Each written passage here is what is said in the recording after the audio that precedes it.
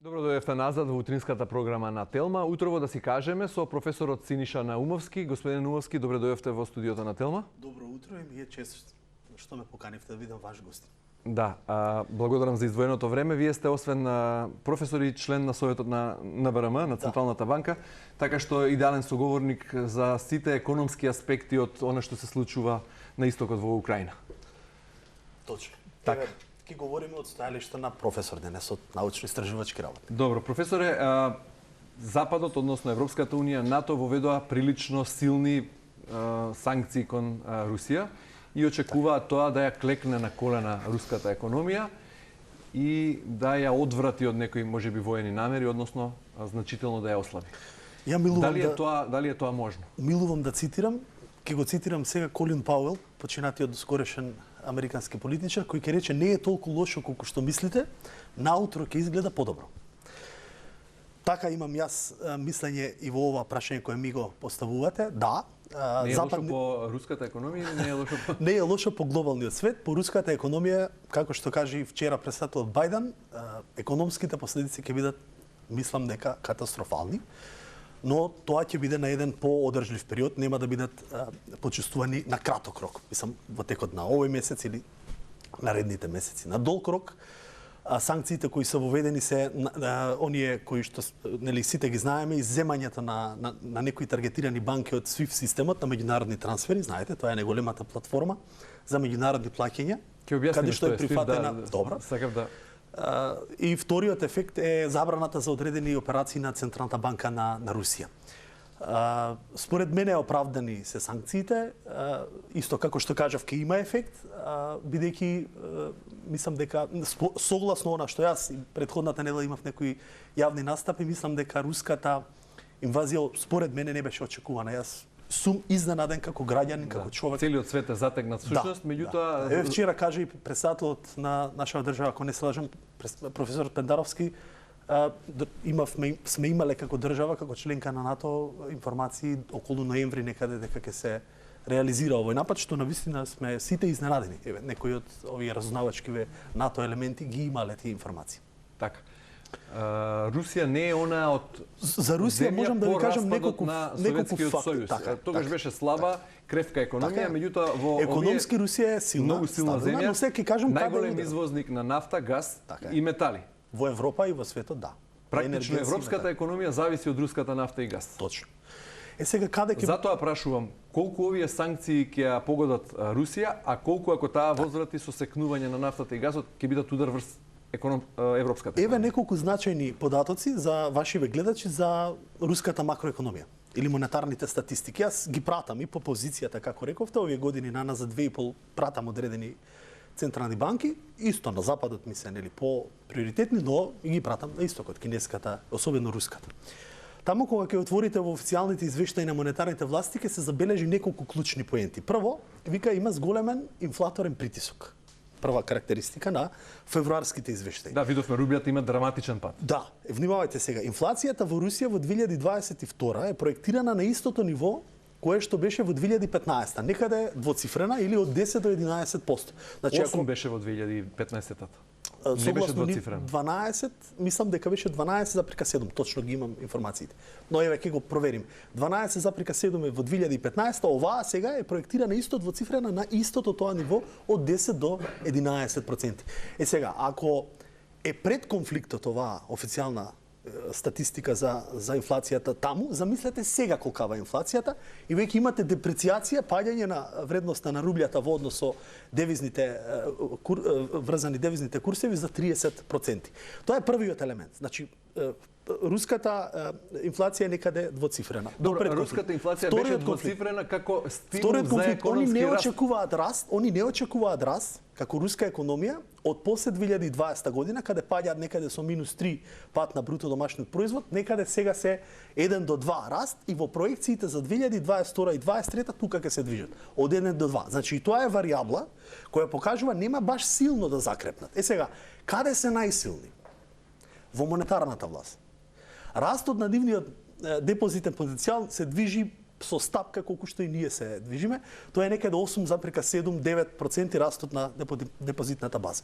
И исто така, најсилни се во количеството на девизните резерви. Тоа е силата на секоја една економија, тоа е моќта на една Делим држава. се во злато, ако не се лажам. 21% се во злато. Меѓутоа, Тоа значи се побрза да ги заменат и во други валути, веќе а не се во долари. обезбедени во нивните си ги чуваат правни субјекти и тука нема што да влијае меѓународната западна политика, но останатите 75% се во девизи врзани, највеќе пробаат За Елани и долар. Лумнани да ги фокусираат во јенот, но тоа не е доволно и најголем процент од околу 468 милиарди евра од вкупно 630 со милиарди евра со јануари, со крајот на јануари, или согласно пресекот денес некаде над 640 милиарди евра се вкупните девизни резерви на Руската Федерација. 75% некаде 468 милиарди евра се врзани за девизи, кои што најголем процент се врзани за евра и долари и тука цели западната финансиска моќ, тука цели и председателот Бајден и председателот на Европската комисија фон дер Лајен, Уршула, да. И во тој дел мислам дека економијата на Русија ќе доживее удар, сериозен удар. Зошто? Зошто? Бидејќи нема да може руската монетарна власт да ги промени и продаде за странски валути. Нема да може да го заштити вредносниот столб на рублјата со внес на свежи девизи од надвор, затоа што сега имате огромно количество на рублја, која што секој руски граѓанин ја избегнува, бега од неа, и тоа е опасноста. И паѓа. Вредноста на рублјата да, видовме драматичен пат и драматични обиди на граѓаните да ги извлечат своите пари. Изгоре на сето тоа. Да, уште една редици. информација од вчера. Таа е најновата информација што ја кажа председателот во Конгресот на Соединетите Американски држави. Тоа е сериозен удар исто така. Колку што и блокадава на девизни резерви, ММФ нели ќе изврши притисок врз тие специјални права за влечење, можеме после тоа да кажеме и за македонската економија, што е многу важно. Мислам поентата ова што го говориме е во функција на нашата економија. Тоа ќе се одрази врз македонската економија. Да. Да се обидеме да го преведеме ова на јазикот на гледачите. Американскиот председател вчера да не звучи многу професорски. Може, ќе го кажам тоа поедноставно. Американскиот председател вчера јавно и јасно објави, мислам дека имаше еден од најемотивните говори во Конгресот, колку го пратам Американскиот конгрес, околу 1 час.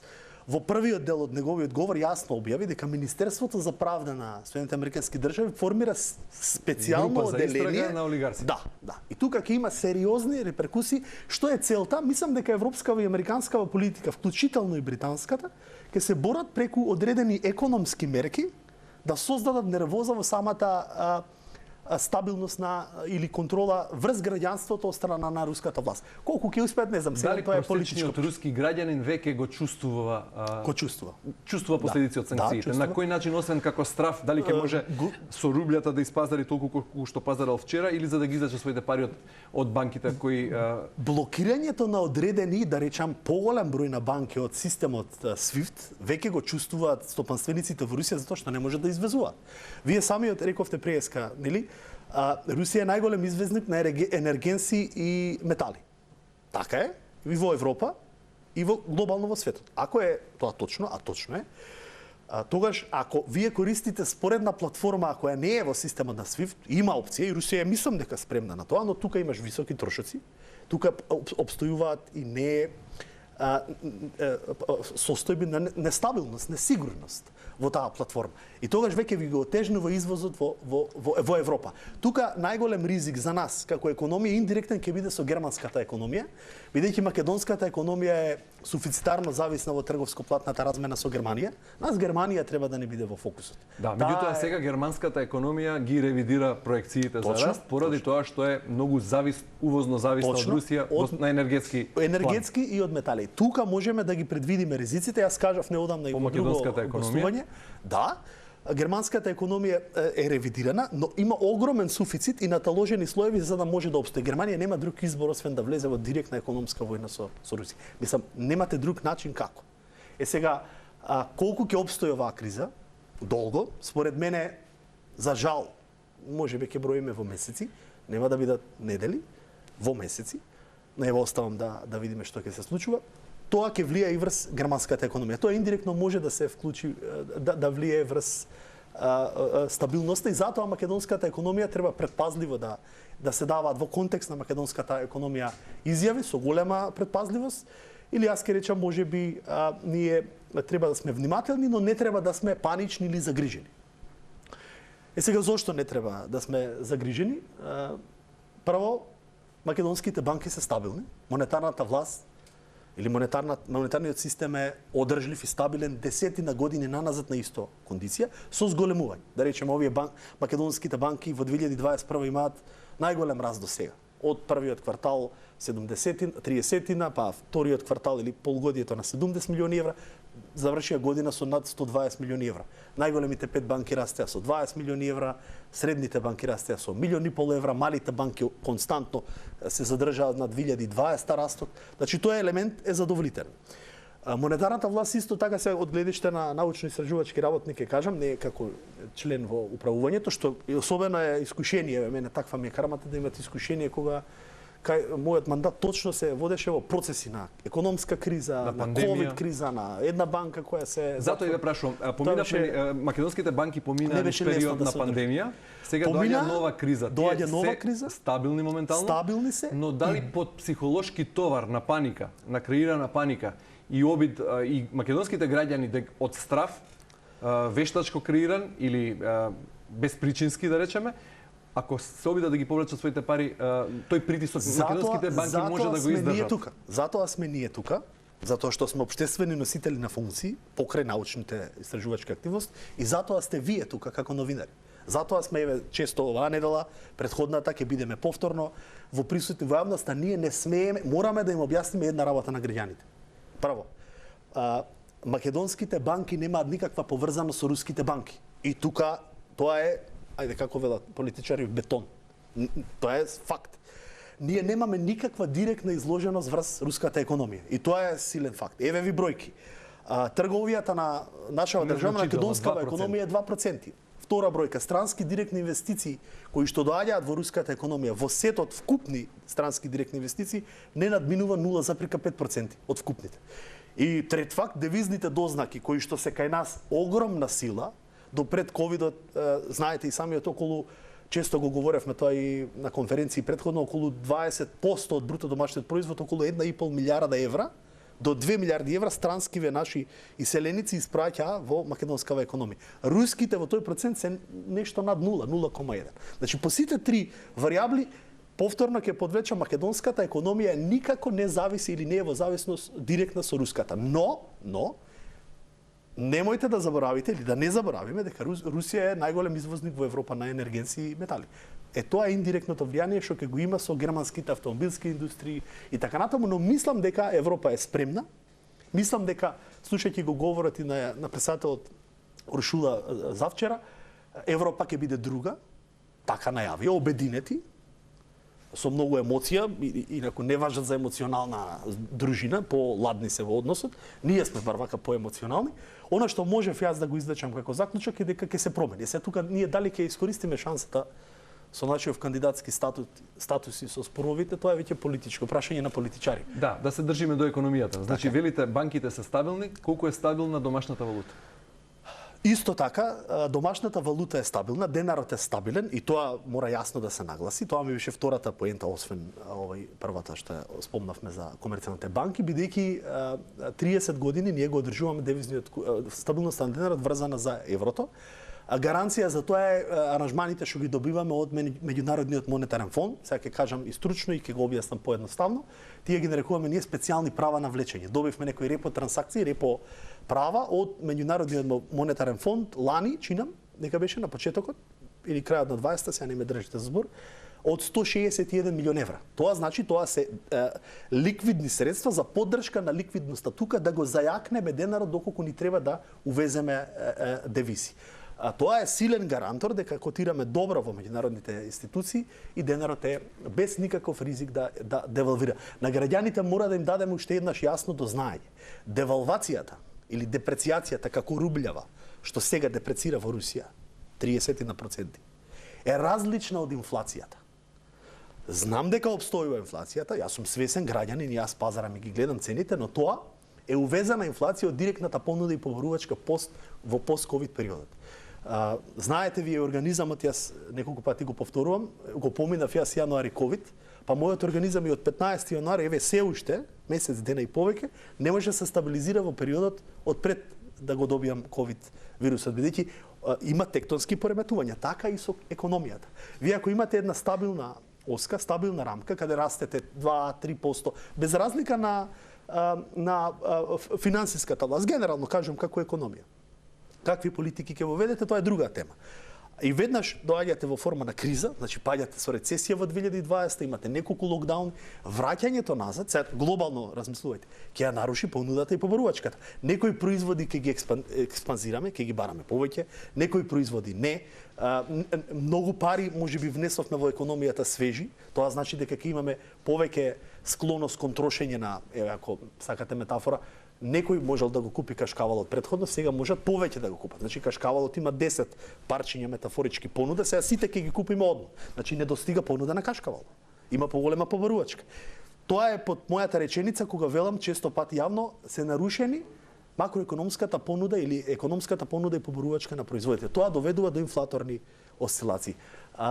Сега, она што е шокантно за сите нас како економисти, изненадувачки е моментот на украинската криза. Моментот на украинската криза може да доведе до продолжување на овој, јас го викам пост-ковид период. Ајде да речеме збор македонски старт или турски. Таман мислевме дека ќе почнеме да се опоравуваме. Излегуваме и ќе почнеме да се опоравуваме. Сите ги правевме проекциите и ние како претприемачи, и монетарците, и финансиската власт, не знам, и опозицијата, и сите елементи чинители во македонско општество.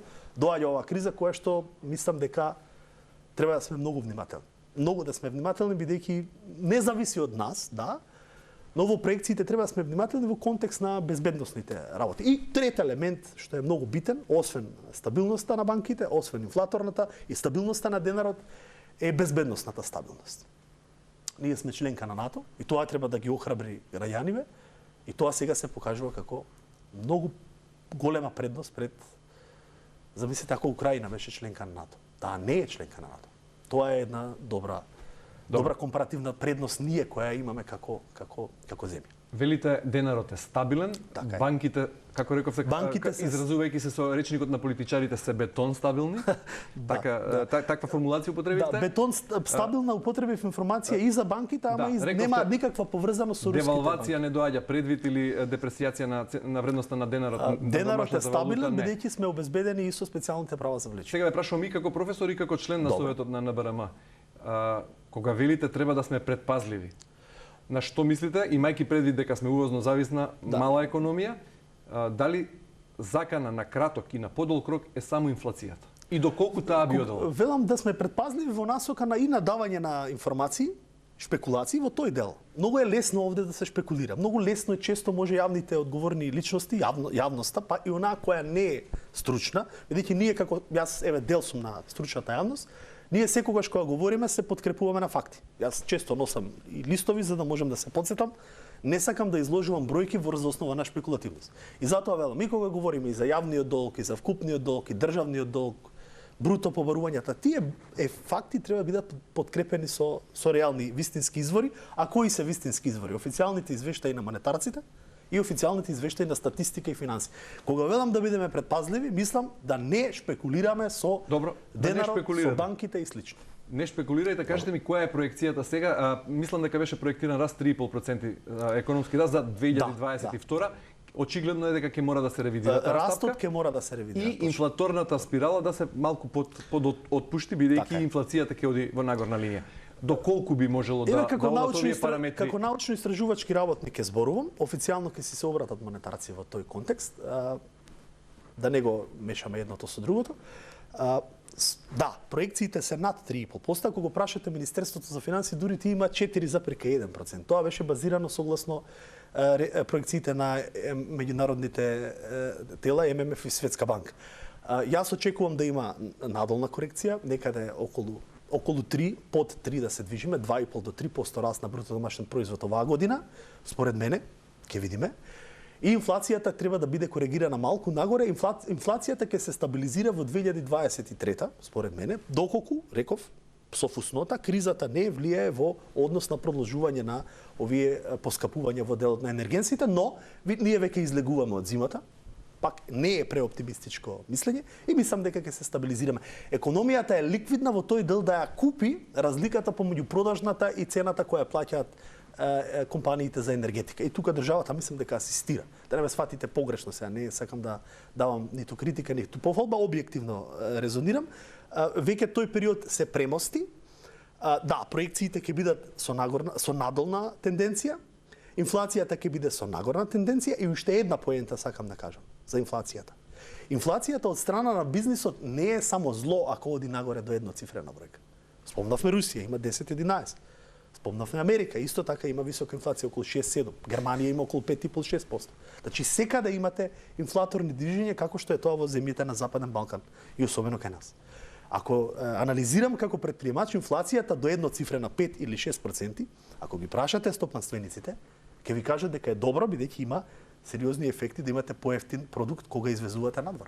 Тоа се сериозни елементи за поттикнување на производството надвор, на извозот и раст на бруто домашниот производ. Тие се тие варијабли. Да, меѓутоа куповната моќ на граѓаните ќе слабее. Куповната моќ ќе слабее циклично, после тоа ќе се стабилизира. Ќе ми дозволите да кажам моја субјективна можеби оценка дека прилично сте оптимистички во проекциите на растот и на зголемувањето на инфлацијата со оглед на тоа што германската економија ќе стагнира поради се ова. Добро. А се уште не знаеме и каков ќе биде одговорот на Русија во однос на тоа ако секне рускиот газ и нафта и за Македонија ќе имаме нов проблем, дополнителен проблем. Така е. Во таа смисла велам прилично сте оптимистични. Сум оптимист бидејќи мислам и верувам дека ќе има Да, факт е и јавниот долг, висината на јавниот долг. Македонија ја мина границата, таа психолошка бариера од 60% од бруто домашниот производ на ниво на јавен долг, така што колку сме во опасност во таа смисла?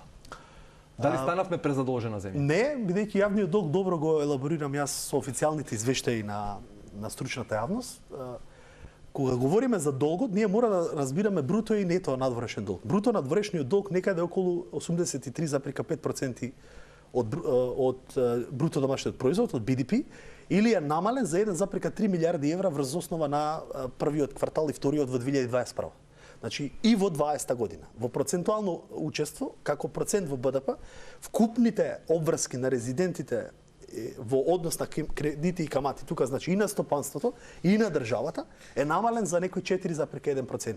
И сега тука е важно, јавниот долг е зголемен, да, тој е некаде околу 43,6% од бруто домашниот производ. Не, 60%. 43,6% јавниот долг во бруто домашниот производ. Ова ви се официјални бројки. Ревизорскиот државниот завод за ревизија сега се огласи со предупредување дека е помината бариерата во последна статистика. Јавниот долг како елемент на вкупниот бруто домашен производ е 43%. Сега тоа се официјални статистики кои јас ги имам како анализа во тој дел, додека приватниот долг ние ги земаме јавниот и приватниот заедно визави побарувањата од другата страна. Тие кога ќе ги спротиставиме, тогаш добиваме одредена реална нето основа колку е нашиот нето надворешен долг. Ме разбирате, економските статистичари ги користат податоците кои се поатрактивни. Јас ви ги кажувам подлабински анализи во смисла колку државата, вие не можете само да имате обврски, Горан. Мора да имате и побарување. Што значи вие како држава имате обврски кон надворешните кредитори од одредена бројка. Како стопанство имате од одредена бројка, јавниот долг согласно официјалните монетарни статистики е 5,2 милиарди евра. Ви ги кажувам, бројките ви ги имам пред мен. И е зголемен за 20% во споредба со лани, или тоа некаде околу 856 милиони евра. Можете да ги добиете на официјалните статистики на монетарната власт. Тоа може да го проверите. Приватниот долг, кој што е долг на стопанството на сите резиденти, надвор кон нерезидентите, некаде се движи околу 4,7 милиарди евра. И тоа е зголемен за 11%. Јас не велам дека не се зголемени. Не велам дека не треба да имаме предпазливост, но вкупното зголемување е некаде 1,3 милиарди. Имаме ли простор за дополнителни задолжувања? Имаме, тоа сакам внимателно слушајте. 1,3, затоа владата се понаша комотно. Предпазливо, но има можности за задолжување. Затоа што 1,3 милиарди евра, ако е јавниот и приватниот долг зголемен, од друга страна зголемени се на ниво на 1,2-1,3 милиарди евра и вкупните бруто побарувања. Слушајте ме внимателно. Вкупните бруто побарувања се 6,5 милиарди евра и се зголемени за 24% од лани, зборам од 2020, јас располагам со официјални бројки за 2021, И тоа некаде е околу 55% од бруто домашниот производ. Да бидам поедноставен и пластичен за гледачи. Ако вкупниот јавен долг е зголемен за 20%, ако вкупниот приватен долг е зголемен за 11%, тоа е некаде зголемување во бројка од околу 1,3 милиарди евра и побарувањето што ги очекуваме од надвор, тоа се сите компании во зоните, целокупното стопанство што произведува, е исто така зголемено на ниво на 1,3 милиарди евра. И тука имаме баланс. И затоа тоа не знам дали во статистика ќе го видите, еве овде ние детално монетарци ве направиле анализа, официјален документ, ќе ви го испратам после емисија или ќе го најдете на портал. Нето надворешниот долг, тоа е елементот, е на истото ниво со 2020 година. Тоа значи, вкупните обврски кои ги имаме од надвор, минус побарувањата кои ги добиеме, државата во 2021 завршува со 3,3 милиарди евра нето надворешен долг, кој што е помал во проценти во бруто домашниот производ од 2,8%. Ова неколку пати јавно го кажувам, чинам дека трет пат или четврти пат кај вас, и тоа е многу важно. Јавниот долг е 3,3 милиарди евра, кој е на ниво на 2020 година, а во проценти некаде се движиме со помала процентна застапеност, оптовареност во бруто домашниот производ. Од тоа може да се констатира дека постои можност за задолжување кој е во функција на одржување на растот или како велите вие да се одржи намалениот раст кој ќе оди надолу. Повторно не можам да спорам со вашиот оптимизам. Не, оптимизам, ова е базиран вашата за определба дека не треба да се шири паника и дека не треба да се креира замислен страф и замислена опасност. Меѓутоа кога ве слушам вака, имам впечаток дека па шириме нереален оптимизам. Не. Во услови кога не знаеме колку ќе трае војната. Допрва почна војната и не знаеме како ќе се развива таа војна, мора веројатно да бидеме сите свесни дека предстои тешка година. Предстои тешка година, но јас ви ги кажам, нема да растат. Внимавајте, Горан, имате два типови на луѓе. Имате луѓе како нивниот мозок и енергија привлекува, оптимисти и песимисти. Ние можеме и да ја направиме емисија сега најнегативна. Не, да ја направиме реална. Еве реално тоа ви кажам, кои се фактите на македонската економија? Број 1. Македонските банки се немаат никак, тоа беше зборот бетон, македонските банки, повторувам, немаат никаква поврзаност со руските банки. Број 1, број 2, македонската економија нема никаква директна поврзаност со руската економија. Број 3, македонските банки во монетарниот систем бележат највисока профитабилност и најдобра солвентност во превод, адекватност на капитал, нивните капитални основи се до 90% во собствен капитал и се стабилни и имаат најголем раст на профитабилноста. Кредитите растат за 7%, депозитните ефекти растат за депозитите за 7,4, кредитите за 8,4. Тоа е сериозен факт. Проекциите на меѓународните институции за растот на бруто домашниот производ се движеа околу 3 до 3,5%, тоа ќе оди според мене во помала динамика, но и тоа ќе биде позитивно. Имате специјални права за влечење да го штитите денарот е стабилен, тоа се добри варијабли, задолженоста е таква каква што претходно објаснив, тоа се сите варијабли кои не шират лажен оптимизам, внимавајте. Многу е опасно сега јас немам намера да ширам лажен оптимизам. Јас имам намера општествено да го кажам она кое што го имам како факти. А тоа е јавно објавено на една од порталите на стручната јавност. Ако велиме дека е монетарната елемент независен, па таму можеме да ги црпиме објективно информациите. Господин Нуловски, не велам дека ширите лажен оптимизам. Прашањето за стабилноста на македонските, дозволете ми. Кога го прашувам прашањето за македонските банки, не ги поврзувам само во контекст со поврзаноста со руските банки. Прашањето е генерално. Светот е во војна. Ние сме членка на НАТО. Добро. НАТО е на чекор до војна со Русија. Во таа смисла ве прашувам каква е стабилноста на македонските банки, каква е стабилноста на денарот, каква економска година им предстои на македонските граѓани. Ние до денес не сме се уште во војна. Значи Македонија, утрово сме слободни граѓани, нема бомби, не паја. Фала му на Бога. Фала му на Бога, затоа викам. Согласно стојалиштето, мислам, верувате, ние не знаеме што може утре да биде. Тоа го разбирам вашата загриженост. Затоа велам. Неколку пати потенцирав. Ние се уште не сме во војна, НАТО не е директно во војна со Русија, е во економска војна Европската заедница и Соединетите американски држави со Британија. Тоа подразбира дека треба да сме предпазливи, но да не шириме паника и хаос. Значи, имаме факти и фактите се на страна која што кажуваат дека треба да бидеме внимателни во проценките, да не шириме ниту лажен оптимизам, но од друга страна да не шириме и лажен песимизам.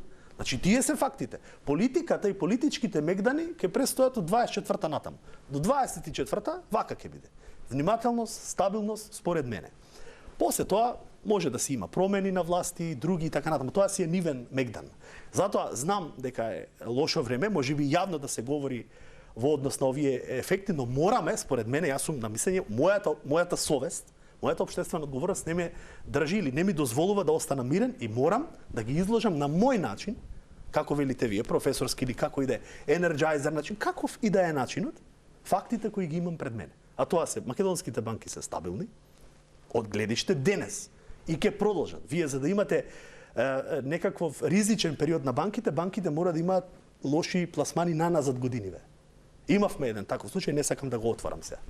Тоа е број 1. Број 2, нема поврзано со руската економија, ризиците на Германија опстојуваат, тоа го кажавме. Значи Германија може да биде сериозен индиректен ризик во однос на растот. И тоа ќе го следиме сите. Како ќе го следат и германските економисти, така ќе го следиме и ние. Не можеме тука да предвидиме. Нема економист кој ќе предвиди во Европа и во светов сега нешто кое што ќе се случи точно. Сето ова се варијабли и се кажуваат од денешна перспектива. Денес нема бомби, ние сме стабилни, јас и ти заедно утрински пиевме кафе, јас и вие се извинувам. И имаме вакви бројки како што имам. Во контекст на изјавата на Лавров, дека поучени од историјата треба да бидеме внимателни, бидејќи многу економски војни завршиле како вистински. Затоа разговорот го почнавме со економските санкции кои се воведени. Не знам дали го пратевте Путин. Пред 2 дена имаше изјава за зголемување на готовноста при нуклеарните... Да, го следиме внимателно. Тоа е добар, според мене, пиар, знаат овие експерти во пиар, бидејќи од друга страна економијата му предизвикува сериозни удари. Девизните резерви на Русија се силата на една држава. Еве и тие не ги кажав, кај нас. Македонските девизни резерви се исто така стабилни, наназад околу 3,5-3,6 милиарди евра. И се константно стабилни. И тоа е уште еден чинител во зборот бетон. Како што рековме, професор, доктор по економски науки, член на Советот на НБРМ и професор на Хајделберг институтот, германскиот институт. Да. Сакав да ве прашам, веројатно ги следите и глобалните економски процеси, а милувате, како што рековте, и да цитирате, па на почетокот на овој разговор го цитиравте Колин Пауел. Еве, јас сакам да цитирам, па во оваа пригода ќе го цитирам Алан Џон Тейлор, станува збор за британски историчар и дипломат, кој рекол дека без разлика која политичка причина се наведува како повод за војна, во основа, односно во позадина, на секоја војна се крие економијата, односно причината е секогаш економска. Сосема се согласувам. Да, ако имал право Тейлор, која би била економската причина во позадината на оваа војна што сега се отвара под плаштот на одбрана на руското малцинство во Украина и целосна инвазија на Русија врз Украина, едно брутално лудило што се случува на... Кога разговарате со мудрите луѓе, за мене тие се луѓе кои имаат над 60 години, со вака бела коса, они ќе ви кажат, еве, и јас и вие да разговараме со луѓе на мудри на таа возраст, ќе ви кажат, после секој воен конфликт, после секоја глобална пандемија, наназад во историјата има војна. Така и сега. Јас уште 20-та кога разговарав со такви мудри луѓе, они тогаш предвидуваа, уште во 20 март месец, се сеќавам, имавме Германија престој во Хајделберг, во тој период на почетокот, уште тогаш се знаеше дека после завршување на пандемијата, оние кои ја пратат историјата, следува војна. Бидејќи светот има потреба да се рестартира. Тоа не е окей, не е етично, и како што е, болно, но економија, многу добра цитиравте реченица, и таа е вистината. Позади секоја војна стои економски ефект. Зошто? Бидејќи светот има потреба да се истроши оружјето, да се пласира, да се задоволат одредени проблеми кои тлееле таму на истокот и слично. Не знам јас кои се проценките на источните земји кои војуваат сега, најверојатно поради кризата во Европа со различни толкувања на нештата во политичка смисла, економска смисла. Знаете, Европа има различни толкувања. Ако ја прашате Полска, Унгарија имаат различно мислење од Франција, Германија. Британија се издема од Европската унија. Тие неусогласени ставови, може би источниот свет ги размислуваше дека сега е моментот да се задоволат одредени економски ефекти. Знаете дека Украина е исто така еден од најголемите, сега падна на второ место. Извозници на пченица.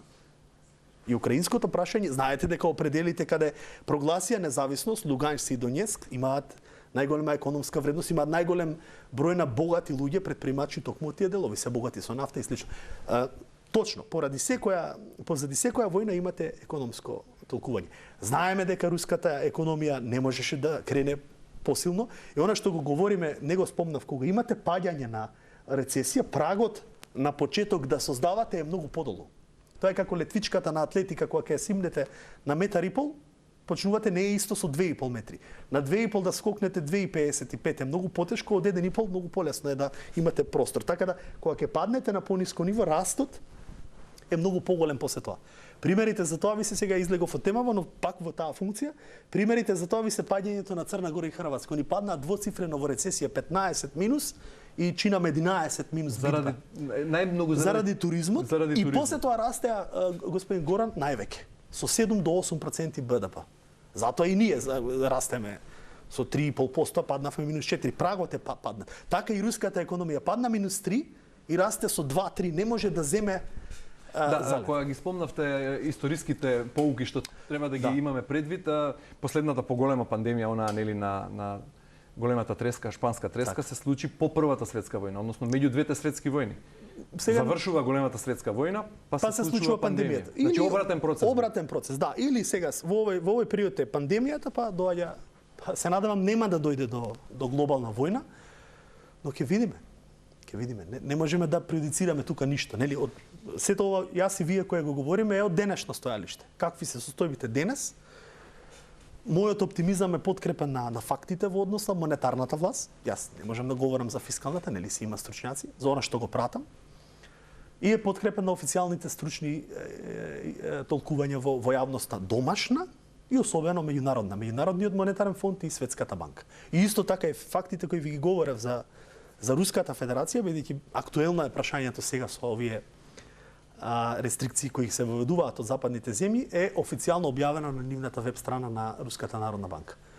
Колкави се девизните резерви, колкав е нивниот инфлаторен раст, споредбата со 2015. Гледаме дека се селат од таму големите нафтени компании. Руската економија ќе доживее, не знам дали Бајден го слушавте вчера, како иде, имаше прилично така убав говор, еуфоричен. Ја викам, ако ме прашате мене, повеќе треба да биде аплициран. Со низа аплаузи. Аплициран во пракса, во проблемите таму каде се надевам. Набрзо ќе го аплицираат тоа што го говоре.